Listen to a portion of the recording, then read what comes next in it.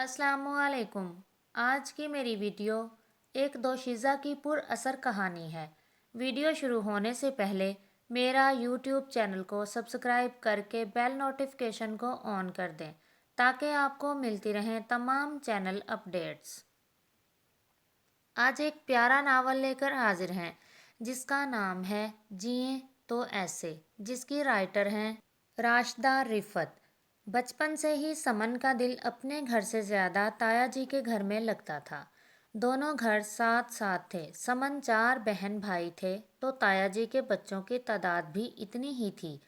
پھر جانے کیوں تایا جی کے گھر میں اتنا امن سکون اور خاموشی ہوتی تھی، جبکہ سمن کے اپنے گھر میں تو ہر وقت شور و غل برپا رہتا۔ چھوٹے بہن بھائیوں کی ری ری چیخو پکار، امی کی بلند آواز میں ڈانٹ پھٹکار اور ابا کے گھر آنے کے بعد امی ابا کی لڑائی، جبکہ تایا جی کے گھر میں ایسا کوئی تماشا نہیں تھا۔ دھیمے لہجے میں بات کرنے والی شفیق سی تائی جان، بچوں پر جان چھڑکنے والے تایا جی، جو اپنے بچوں کے علاوہ بھتیجا بھتیجیوں پر بھی خوب ہی شفقت لٹاتے، شہزادیوں جیسی حسین آئمہ آپی، ان سے چھوٹے بلا کے ہنسوڑ خضر بھائی، ذہین و فطین رانیہ آپی اور سب سے چھوٹی اریبہ۔ اریبہ تو خیر سمن کی پکی سہیلی بھی تھی۔ وہ اریبہ کے ساتھ کھیلنے کا کہہ کر گھر سے نکلتی تو کئی کئی گھنٹے تائی جان کے ہاں گزار دیتی، یا تو امی اس کے کسی چھوٹے بہن بھائی کو بھیج کر اسے بلواتی یا پھر خود ہی بکتی جھکتی اسے لینے آتی۔ کے تیور دیکھ کر وہ تائی امی کی آغوش میں پناہ لیتی۔ تائی جان ہی امی کو رسان سے سمجھاتی، ابھی بچی ہے، اتنی سختی مت کیا کرو نجمہ، پیار سے سمجھاؤ گی تو مان جائے گی، اب اتنی بھی بچی نہیں ہے بھابھی۔ ماں کا ذرا احساس نہیں کرتی، اگر تھوڑی دیر کو چھوٹے بہن بھائیوں کو سنبھال لے تو میں اتنے گھر کے بکھیڑے سمیٹ لوں، مگر یہ گھر میں ٹکے تو بات ہے، میں اکیلی جان کیا کچھ دیکھوں۔ اگر آپ کے دیور جی کے آنے سے پہلے کھانا تیار نہ ہو تو وہ الگ غل مچاتے ہیں۔ نجمہ جیٹھانی سے دکھڑا روتی، تم فکر نہ کرو، میں بچیوں کو بھیجتی ہوں، وہ تمہارا ہاتھ بٹا دیں گی۔ تائی جان آئمہ آپی اور رانیہ آپی کو ان کے ہاں بھیج دیتی اور واقعی پھیلا ہوا کام منٹوں میں سمٹ جاتا۔ سمن کا بچپن رخصت ہوا اور اس نے لڑکپن کی دہلیز پر قدم رکھا، مگر تایا کی فیملی سے اس کے لگاؤ میں کوئی کمی نہ آئی۔ وہ سب لوگ اسے اپنے آس پاس بسنے والے دوسرے لوگوں سے بہت منفرد اور ممتاز لگتے تھے۔ اس نے کبھی تائی جان کے منہ سے کسی کی غیبت یا برائی نہیں سنی تھی، نہ ہی کبھی تایا جی کو کسی سے لڑتے جھگڑتے یا الجھتے دیکھا۔ تایا جی پیشے کے اعتبار سے استاد تھے اور انہوں نے ہمیشہ اس پیشے کا وقار ملحوظ رکھا۔ وہ ہر کسی کو نیکی کا درس دینے والے عالم باعمل تھے۔ دونوں میاں بیوی نے اولاد کی بھی بے مثال تربیت کی تھی۔ سمن کو اپنے تایا جی کا گھرانہ ہر لحاظ سے آئیڈیل لگا کرتا تھا۔ آئمہ آپی تایا جی کی سب سے بڑی بیٹی تھیں اور سمن تو گویا ان کی عاشق تھی۔ بے پناہ حسن اور تمکنت رکھنے والی آئمہ آپی کی نسبت ٹھہرائی گئی تو رانیہ اور اریبہ کے ساتھ مل کر سمن نے بھی خوب ہی آنسو بہائے۔ وہ اب بہت جلد پرائی ہونے والی تھیں، یہ سوچ سوچ کر سمن کے آنسو نہ تھمتے تھے۔ آئمہ آپی نے ہمیشہ بڑی بہنوں کی طرح ہی اس کے لاڈ اٹھائے تھے۔ اب بھی انہوں نے اس کے آنسو پونچھ کر ڈھیروں تسلیاں دیں۔ میں کوئی دوسرے شہر رخصت ہو کر تھوڑی جا رہی ہوں سمن گڑیا، جلدی جلدی گھر کے چکر لگایا کروں گی، انہوں نے اسے پیار سے سمجھایا۔ سمن سمجھ بھی گئی اور بہل بھی گئی۔ واقعی آئمہ آپی کا سسرال یہیں اسی شہر میں ہی تو تھا، وہ لوگ دور پرے کے رشتہ دار بھی تھے۔ اویس بھائی بھی بہت خوبصورت تھے، ان کا آئمہ آپی سے صحیح جوڑ بنتا تھا۔ سمن نے اپنی اداسی پس پشت ڈال کر آئمہ آپی کی شادی میں خوب رونق لگائی۔ آئمہ آپی پیادے سدھار گئیں، تایا جی کے گھر میں اداسیوں نے ڈیرے ڈال لیے۔ آئمہ آپی اپنے وعدوں کے برعکس بہت دنوں بعد میکے کا چکر لگاتی تھیں۔ اور ان کے آنے کے بعد تایا جی کے گھر کی اداسیاں کم ہونے کے بجائے بڑھ جاتی تھیں۔ ایسا کیوں ہوتا تھا؟ سمن وجہ جاننے سے قاصر تھی۔ پھر اسے اریبہ کی زبانی پتہ چلا کہ وہ جس کو اداسی سمجھ رہی ہے وہ حقیقت میں تایا جی کے گھرانے کی پریشانی ہے۔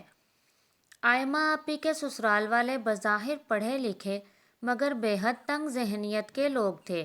شادی کے کچھ عرصے بعد ہی انہوں نے اپنے رنگ ڈھنگ دکھانا شروع کر دیے تھے۔ آئمہ آپی کی ذات ہر وقت کڑی تنقید کی زد میں رہتی۔ ان کے کیے گئے ہر کام میں مین میخ نکالی جاتی۔ ان کے خلاف اویس کے کان بھرے جاتے۔ ان کے سونے جاگنے، اٹھنے بیٹھنے، کھانے پینے، غرض ہر بات پر اعتراض کیا جاتا۔ آئمہ آپی کا حسن کملا کر رہ گیا تھا۔ ان کے لب مسکرانا بھول گئے جبکہ آنکھوں میں عجیب سے ہراس نے ڈیرے ڈال لیے۔ ان کی حالت دیکھ کر سمن کا جی بہت دکھتا مگر وہ دعا کے سوا کچھ کرنے پر قادر نہ تھی۔ پھر ایک حیران کن بات ہوئی۔ تائی جان نے خضر بھائی کے لیے آئمہ آپی کی نند کا رشتہ مانگ لیا۔ بہت اچھا فیصلہ کیا بھابھی۔ ان لوگوں کو سبق سکھانے کے لیے یہی ایک طریقہ تھا۔ امی نے تائی جان کے اس فیصلے پر ان کی پیٹھ ٹھونکی تھی۔ سمن کو لگا ابھی تائی جان امی کی بات کی تردید کر دیں گی لیکن تائی جان صرف مسکرا کر رہ گئیں۔ سمن خود آئمہ آپی کے سسرال والوں کو غائبانہ کوسنوں سے نوازتی تھی لیکن جانے کیوں تائی جان کا یہ فیصلہ اس کے من کو نہ بھایا۔